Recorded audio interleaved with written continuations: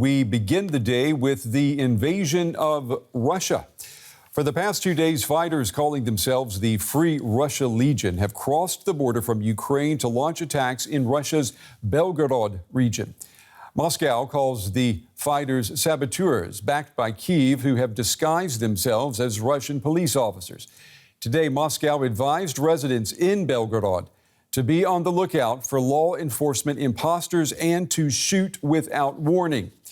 Now, it's impossible to verify Russia's claims. We do know that the Free Russia Legion, it's a volunteer unit that was created last year to enable Russians opposed to the Kremlin's war to take up arms alongside Ukrainians. That means Belgorod could be a new chapter in this war, marked by Russian on Russian attacks. We have this report. Russia claims these images show its armed forces destroying an alleged Ukrainian border assault group in its southern Belgorod region. Moscow said it killed dozens of supposed attackers. The Russian Defense Ministry accused Kyiv of carrying out, quote, terrorist actions against the civilian population inside Russia. Russian state media broadcast these images of alleged evacuees from villages near the border with Ukraine. Moscow claims dozens were forced to leave their homes as a result of the Ukrainian assault. The fighting broke out about 5 kilometers from the border. Kyiv has denied any connection to the attack. Anti-Kremlin opposition groups claim they were behind the incursion in Belgorod. It's time to put an end to the Kremlin dictatorship. Thank you to all those who support us, who send us donations, who are detonating explosives. Your support reminds us every day of our final goal, Red Square. Be brave and don't be afraid, because we are coming back home. Russia will be free.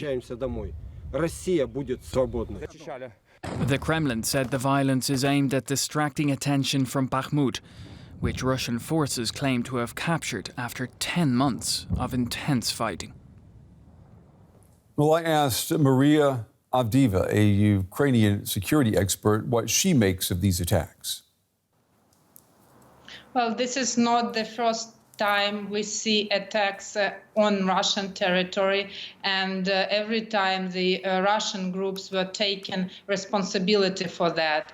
And that was happening also in Bryansk region, and now in Belgorod region. There were also drone attacks on the Russian territory, and again, Russian groups were taking responsibility for that. And this is the official Ukrainian position, that Ukraine is not attacking the territory of Russia, and these are Russian insurgent or military groups that are dealing with this, and that's what they say now, the same. And about the situation in Bakhmut, Russia was trying to get control over this not a big city for more than 10 months, and now nothing is left of Bakhmut. It's just ruins, and still they are trying to get the full control over the city, and Ukrainian troops are actually encircling it, because Bakhmut is, if you see it on the map, it's in the lower position, so there are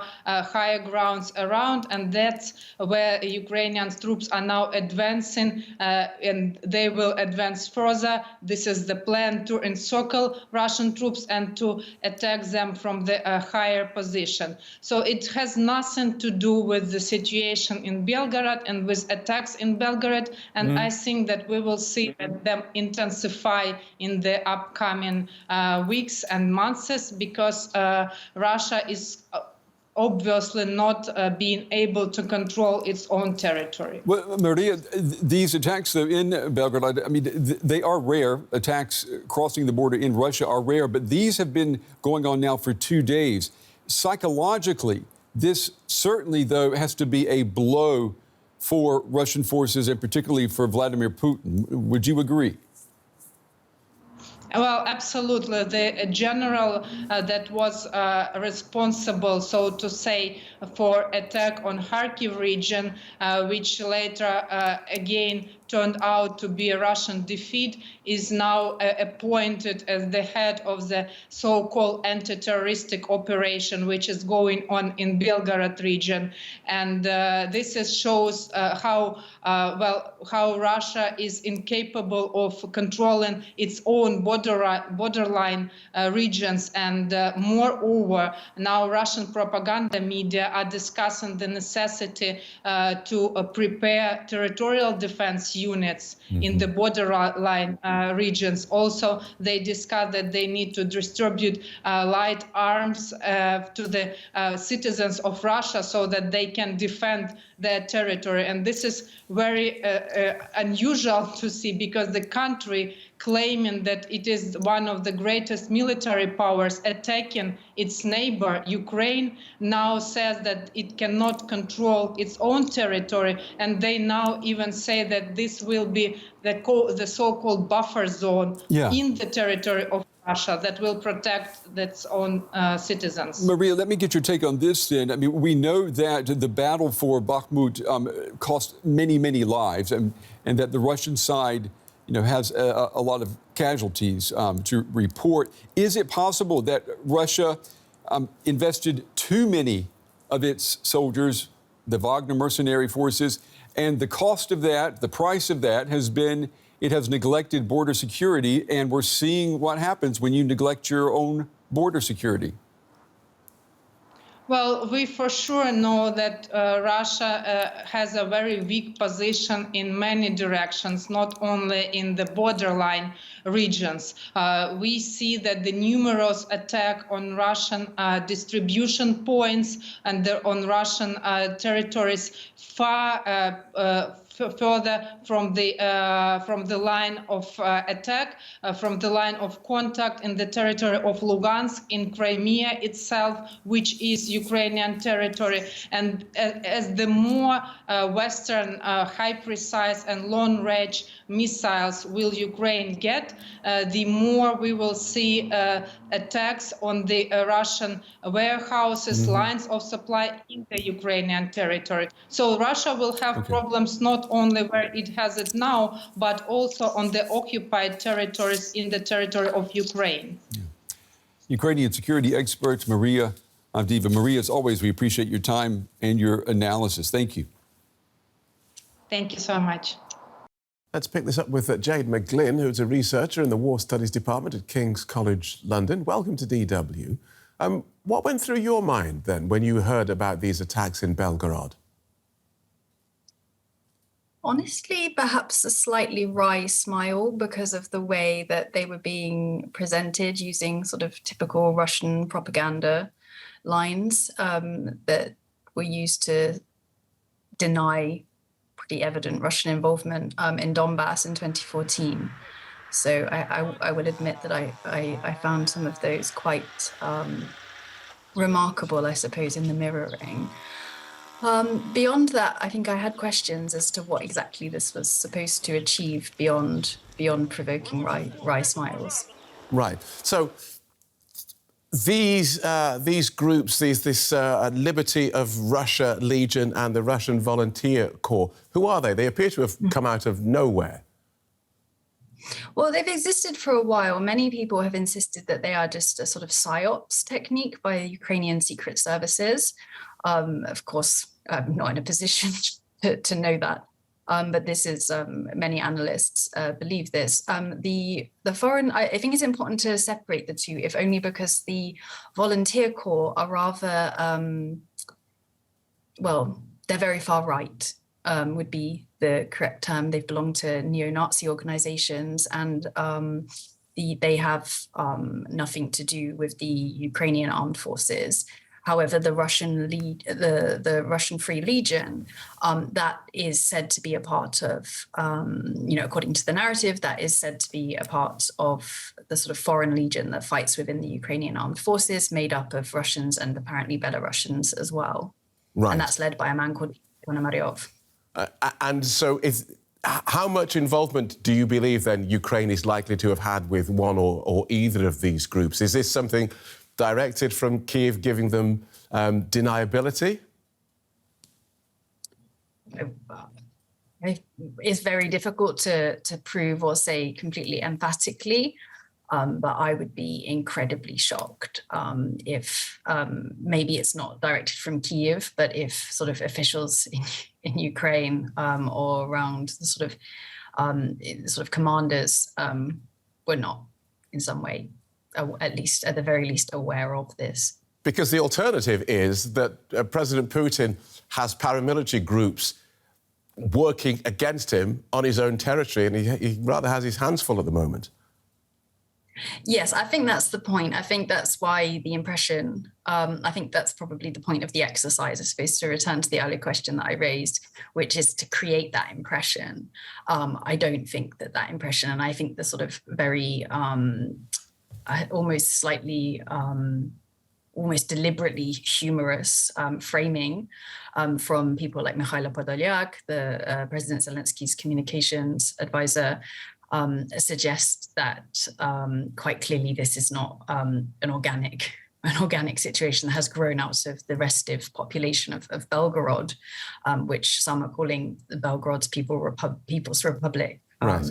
Again, as a wink to, not an especially subtle one, the Donetsk and Luhansk People's Republic. So this is about sending a message. This is about sending a message that Russia is not safe, that the war will come home to Russians, many of whom have been able to really separate their lives from the war in a way that clearly has not been the case for Ukrainians, and to unsettle people. Thank you so much for that. Jade McGlynn from King's College London. Now, Liam Collins is a retired Special Forces colonel who served in the US Army for nearly 30 years with deployments including Iraq, Afghanistan and Bosnia. He's now founding director of the Modern War Institute at West Point in New York. Welcome to DW, Colonel. Can we start with Belgorod? At the start of this war, Russia said any attack on its territory would cause a major escalation. How do you expect Moscow to respond to this supposed Ukrainian sabotage attack? Yeah, I mean, first of all, Russia just spent 10 months giving everything it had just to take Bakhmut. So Russia is not in a position to escalate anything. That's really just Russian rhetoric. They just don't have the capability to escalate. And so this isolated attack, or what appears to be an isolated attack, isn't going to make a significant change. Right. So let's turn then to this expected Ukrainian counteroffensive. Would Ukrainian military planners be looking for this to signal the beginning of the end of this war, or merely to shift Russian positions back in the east? Yeah, I mean, this is going to be a long war. It's going to take many successful counteroffensive to push Russia out of the country or make it so painful that Russia eventually withdraws. So this is not the beginning of the end. This is just a continuing part of a long war. And so it will be coming probably fairly soon, but it's definitely not the beginning of the end. And so as a military planner yourself and as an advisor to the Ukrainians from time to time, what are you looking for and where as a sign that this counteroffensive has begun? Yeah, I mean, first of all, Ukraine's done a good job of really confusing everybody about when or where it's going to be, and that's by design, right? So Russia doesn't know where it is, so it can't concentrate its troops at that point of attack, so it has to have them dispersed, which will make it easier for them to gain that foothold, as your previous reporter said, right?